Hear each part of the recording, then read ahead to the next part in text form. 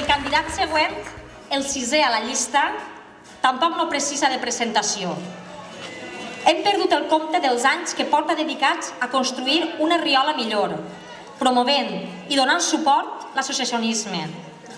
Empresari de professió, coordinador i entrenador del Club d'Handbol de Riola, fidel defensor de la naturalesa i de l'esport, corredor, home planer i diligent, sempre preocupat i pendent dels més desafavorits i del jovent, sempre disposat a col·laborar.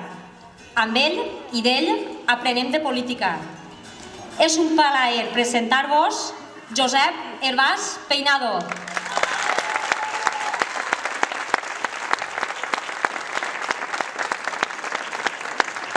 Bueno, moltes gràcies. Val la pena ser candidat per les paraules que has dit.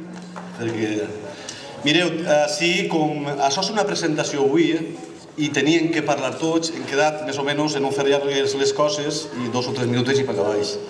El temps de dir i fer coses per Riola vindrà després i se desenvoluparà en els vídeos que farem.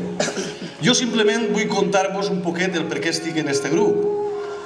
A veure, jo en 15 anys vaig vindre a Riola, al Xemesí, i anava amb una xica, que és la meva dona avui, que és Anna, i tenia una inquietud per la política. Tenia una inquietud perquè la veritat este poble m'ha agradat molt per fer que Riola fora més dinàmica, que fora millor. I la meva inquietud me va portar als 21 anys a entrar de regidor en l'Ajuntament de Riola. Als 21 anys. Penseu el que estic dient. Un foraster en 21 anys que vol així canviar la política que n'hi ha. Entonces la política que n'hi havia era molt partidista, molt de sigles. Així el que imperava és el partit. El poble no, el poble no. Jo pensava, però com pot ser això? A veure, un poble tan xicotet i no ens podem ficar d'acord. Resulta que perquè la proposta la portava l'Esquerra Unida, l'altre partit no volia, tenia igual que fora la proposta bona o mala, era de l'altre partit. Si la portava el Partit Popular, el mateix. I jo, això no era la meva manera de fer política. Bueno, era tan agressiva la política que se feia entonces que jo vaig estar 2 anys i em vas cremar. Em vas cremar i vaig decidir passar a l'acció, treballar per Riola, perquè jo, la veritat, no és perquè quede molt bonic així dir, és que este diu això ara, no, jo me sent de Riola, no me sent del Xemesí. Entonces vas dir, jo vaig a continuar treballant per la joventut així, perquè és que la joventut pràcticament així no té res. Jo vaig a seguir. Treballar des del segon plano, per mig de l'esport, treballar des del segon pla perquè venia el 25 d'abril i creuia que era una fetge assenyalada per a celebrar i fer la fireta en la plaça de la Constitució. Venia, per exemple, l'estiu en festes i volia promocionar l'esport i fer la carrera d'estiu.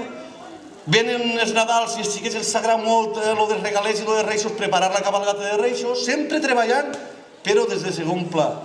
Vaig quedar molt cremat. I han passat 30 i pico d'anys. Resulta que ens reuneixen per a veure si podien formar una agrupació a Sant Riola, vas veure les cares, la formaren el mes de juny i vas dir, això és altra cosa. Així n'hi ha una joventut que això, estem dient moltes vegades els més majors, és que la joventut no se complica la vida, és que no s'implica en res. Com que no? Així n'hi ha molta joventut que està implicant-se en tot i això me torna a donar la il·lusió. Entonces, hem anat fent reunions, he vist la manera de treballar que tenen. És impressionant. A banda de que tenen una manera de preparar amb molta il·lusió, és que estan preparats. És que la joventut que n'hi ha avui en el grup Somriu està molt preparada. A més, és una gent que aporta idees, s'escolta i deixa escoltar. Entonces jo me vaig decidir, ho tinc clar. Jo ara, després de 35 anys, torno a implicar-me en política perquè crec que val la pena. I veureu tots vosaltres que com en la manera de treballar valdrà la pena. Per això estic ara en Somriu. Gràcies.